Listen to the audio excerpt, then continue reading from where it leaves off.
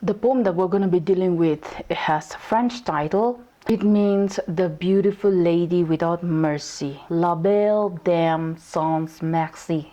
I may not have gotten the pronunciation right, but I tried.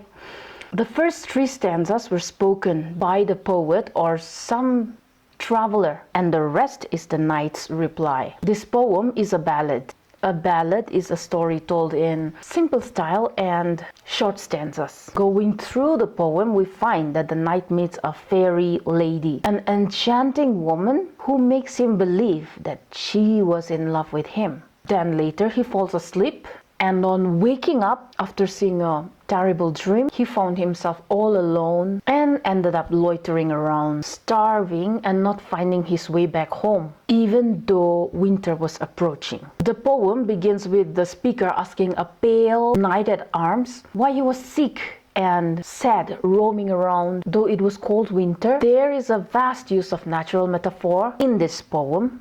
And the line "sedge has withered from the lake and no birds sing" metaphorically denotes winter. In the second stanza, the poet continues to question the knight. Talking of his appearances, he looked unkempt and tired, worried and full of anguish. Everyone else is happy. The squirrel's granary is full and the harvest is done, and everyone is ready to face winter. The speaker in the third stanza states that the sadness of the knight is clearly visible in his eyes and on his face. His face is metaphorically compared to a lily, and his cheeks to a fading rose. His look seemed fragile and pale, and his health seemed to be deteriorating, fading quickly. In short, he had a sick look. Then the knight responds through the continuing stanza, saying that he met a lady in the meadow, completely beautiful and enchanting, as though she was a fairy's child. Her hair was long, her feet was light, and her eyes were wild. Through these words of the knight, we see that he was totally in love, infatuated with that woman. He continues to say in the next stanza that he was enchanted by her beauty, so he made a garland for her head and even bracelets and a sweet-smelling belt.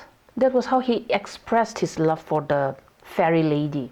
Reading throughout the poem, we find that they did not seem to exchange any words, probably due to some language barrier, but they seem to understand each other very perfectly well, beyond words. The knight then goes on to explain that he expressed his admiration for her by placing her on his horse, and could not take his eyes off her the whole day long. And she in return would bend over and sing an enchanting song of the fairies. The next stanza of the poem, the knight narrates how she fed him sweet roots, honey, and some manna dew, a mystical, nourishing liquid.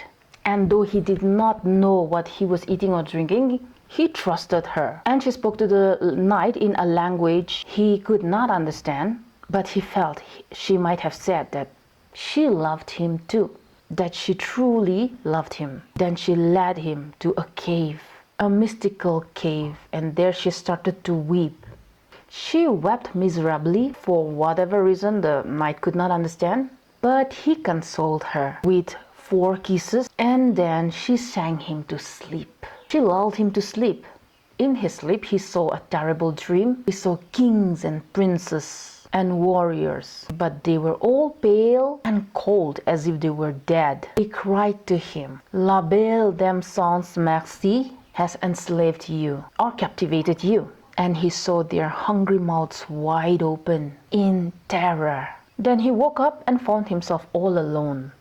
The fairy lady was nowhere to be seen. He was all alone in that cold hillside. In the last stanza, the knight tells the speaker that this was the reason why he was loitering around all alone, sick and about to die, going around unable to find his way back home, though the sage has withered from the lake and no birds sing, which again indicates the coming of winter. The poet Keats belongs to the second generation romantic poet who drew inspiration from the medieval age about mysticism, knights and kings, and La Belle Dame sans Merci is one such poem full of mysticism, medieval portrayal, knights, kings, princes, fairy. The greatest theme of this poem is the difference between reality and illusion. Of course, we hear stories about the ancient times, about mystical ladies who come and captivate young men and lure them to their doom. From the humanly perspective, therefore, we see that the knight has been lured into an illusion of seeing a beautiful lady who requited his love for her. He could not realize that he was walking straight into a trap.